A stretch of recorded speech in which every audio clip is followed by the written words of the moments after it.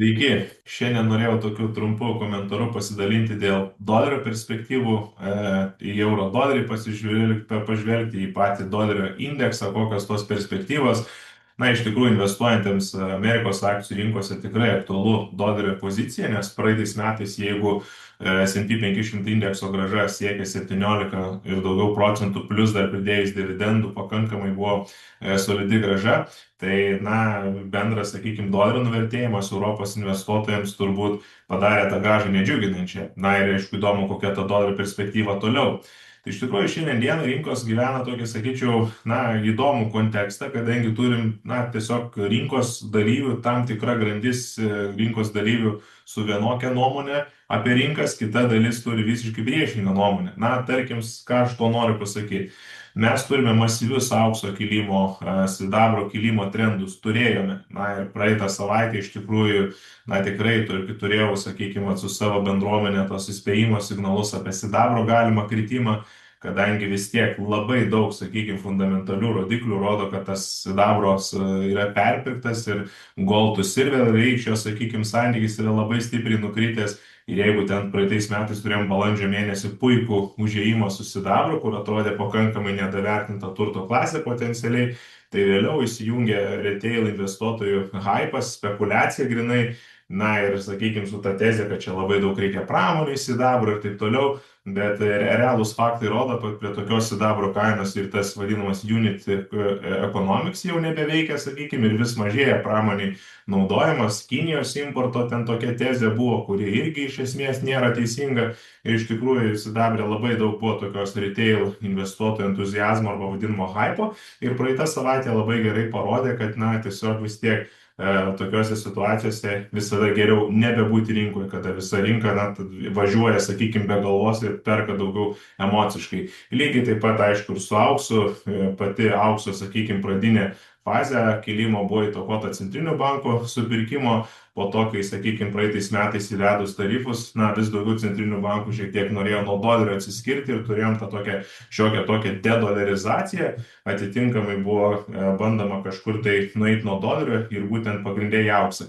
Tai, kad euro, jeigu grįžtant prie euro temos nuo praeitų metų, sakykime, tas euro nuvertėjimas, būtent pagrindinai tas kelių mėnesių impulsas ir buvo įtakotas tarifo aplinkos, taip pat tas toksai buvo mintis apie Mar-a-Lago akordą, kad, na, JAV administracija kaip tik netgi ir siekia dolerio pigesnio tam, kad eksportuotojai būtų labiau konkurencingi pasaulinėse rinkose, tai su ta tezė doleris nuvertėja.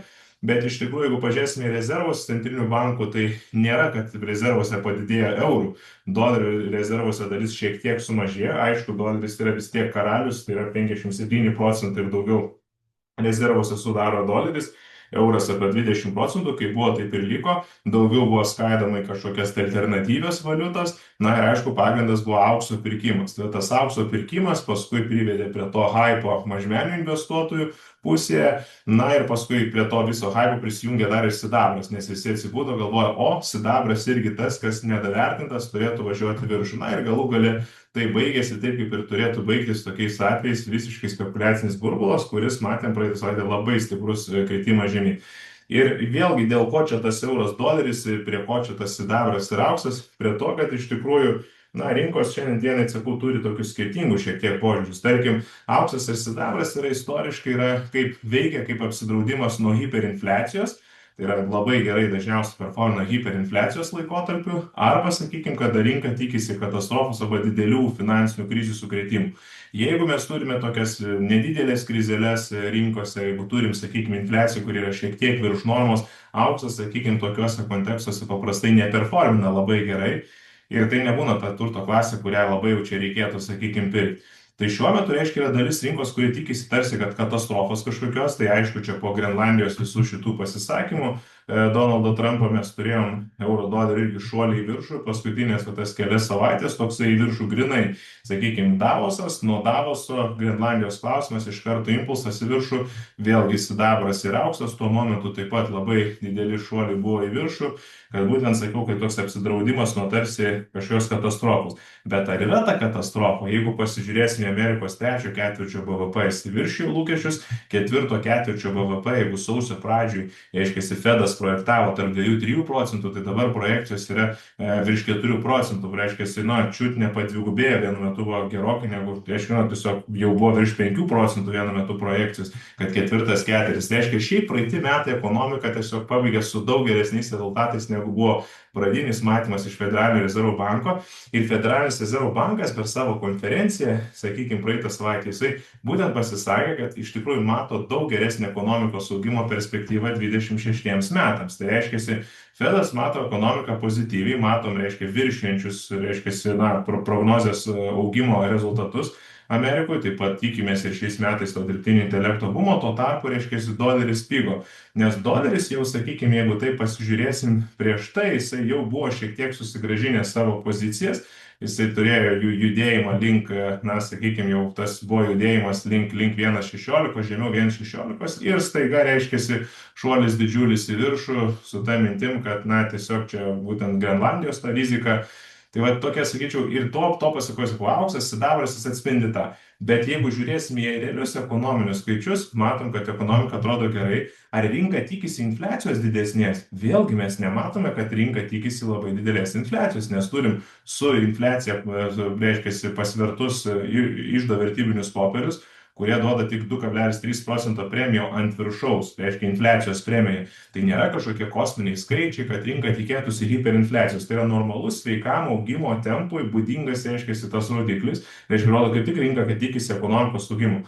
Jeigu, sakykime, vėlgi obligacijų rinka laikosi 10 metų bondų pajamingumas aukštai, bet praeitais metais irgi, sakykime, 25 metai, dar tai skaičiuoja kažkokias katastrofą. Ne, reiškia, skaičiuoja ekonomikos augimo ciklą, jis skaičiuoja, kad infliacija bus šiek tiek virš normos, neįskaičiuoja kažkokios hiperinfliacijos, bet yra sveikas ekonomikos augimas įskaičiuojamas. Recesijos nėra įskaičiuojama, nėra nusimetimo, reiškia, kad bondų čia paklausa šoktų labai viršų su ta mintim, kad reiškia, jau yra riskofas. To riskofas scenarius mes neturim. Volatility indeksai žemai, sakykime, yra kitas dalykas, aišku, matom, kad ir, na, jeigu taip pasižiūrėsim į kitus indikatorius, kaip pavyzdžiui, ten, kad ir ta pati akcijų rinka, tai pasiekė jau visų laikų rekordus, pasiekė 7,000 kaina S&P 500 indeksas, tai reiškia, katastrofos kažkokios tai nėra, hiperinfliacijos irgi rinka neįskaičiuoja, profesionaliausi pinigai, kurie didžioji dalimi dalyvauja, sakykime, obligacijų rinkose, to tokios katastrofos scenarius nematom ir hiperinfliacijos scenarius nematom. Reiškia, tas aukso ir sidabro pirkimas toksai buvo labai, reiškia, hypintis dalykas. Kitas dalykas, jeigu pasižiūrėsim į euro dolerio, net ir istoriškai, ten, sakykime, tas kilimo tokias bangas, vis tiek ilgainiui, visų pirma, noriu pasakyti, kad valiuta, kurios ekonomika yra daug stipresnė, reiškia, tikrai stiprėja ilguoju laikotarpiu prieš tą, kurios ekonomika yra silpnesnė.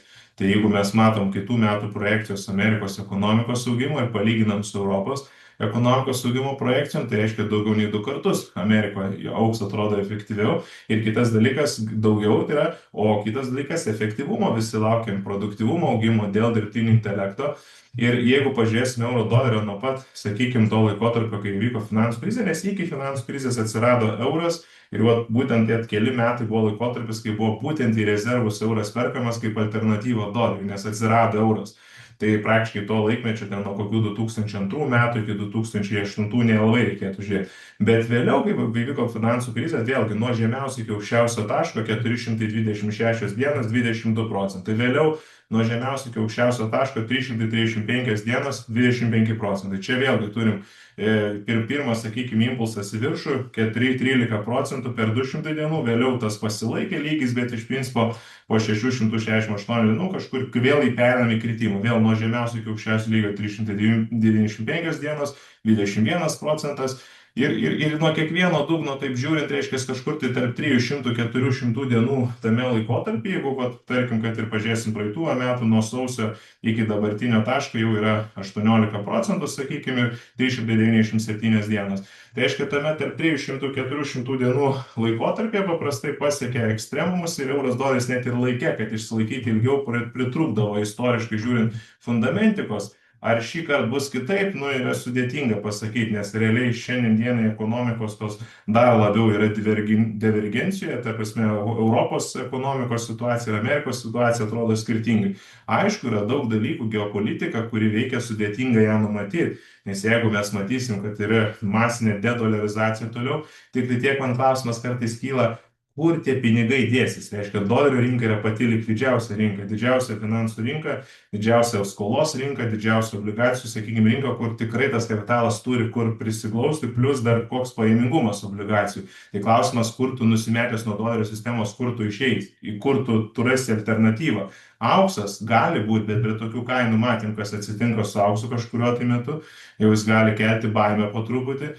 Tai klausimas, nu, kur tie pinigai nueis, matom bitkoinas. Bitkoinas jis nesulaukia šiandienai paklausos. Ir bitkoinas šitame etape, kaip sakau, vieni draudžiasi nuo kažkokios katastrofos arba hiperinfliacijos, tada pirktų bitkoiną, jeigu hiperinfliacija tikėtų, bet bitkoinas neveikia šiuo atveju kaip infliacijos hedžas ir neveikia kaip kažkokios katastrofos hedžas.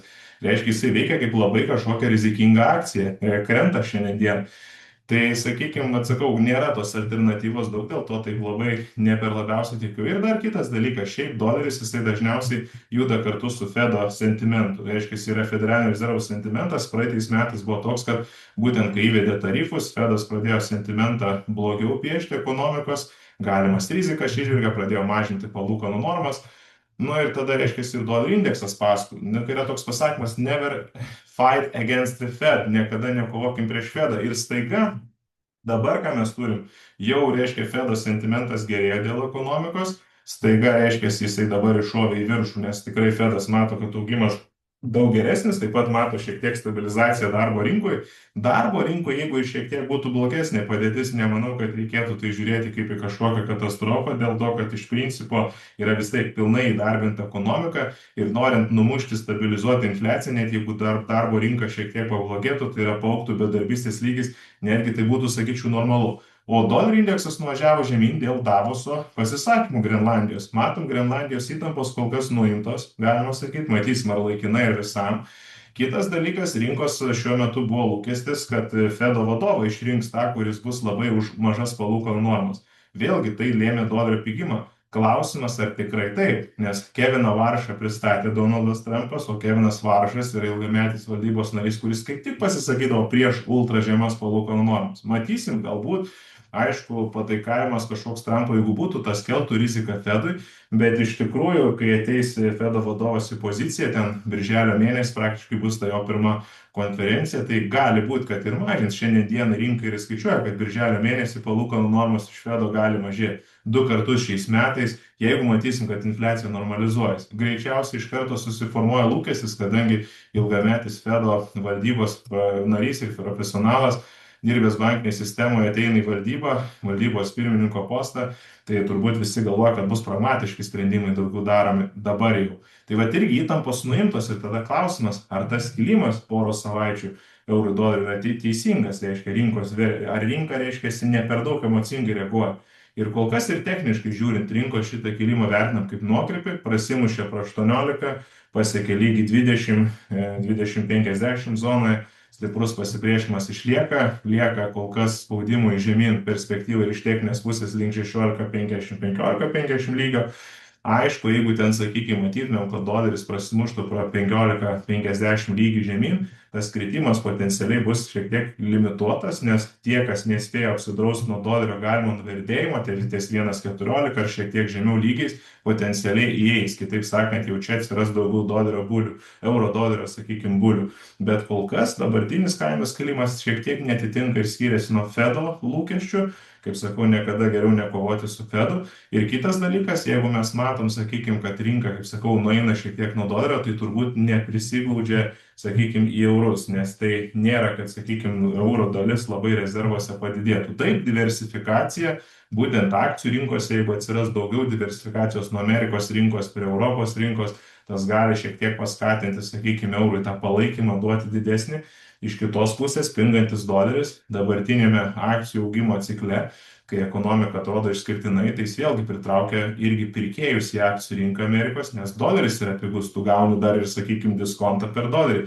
Nes pat dolerio indeksas irgi taip pat imkim paskutinius 20 metų, būtent dėl ko tą laiką ir imam, dėl to, kad nuo tada euras, sakykime, jau buvo atsiradęs, tai tos dolerio pigimo bangos vėlgi, kaip matot, jos tiek laikė labai limituotos, tiek, sakykime, procentais 18, 17, 18 procentų, 14 procentų, 13 procentų, 13 ir dabar 13 procentų paskutinis tas impulsas žemyn. Matot, reiškia, panašiai kiek vidutiniškai ir juda dolerio pigimo tendencijos, tiek ir dabar mes turim panašiai, doleris tokioje palaikymo zonoje ir matysim, ar šį kartą bus kitaip. Tas duoda leisti daryti prielaidą, kad dolerio pigimas potencialiai kol kas yra daugiau geriau vertinti kaip trumpalaikį trendą. Aišku, geopolitika yra tas dalykas, ką sunku prognozuoti ir matysim, kaip geopolitika sudėlios viską į lentynėlės. Tai sėkmės visiems, tokios būtų šiandien įžvalgos dėl euro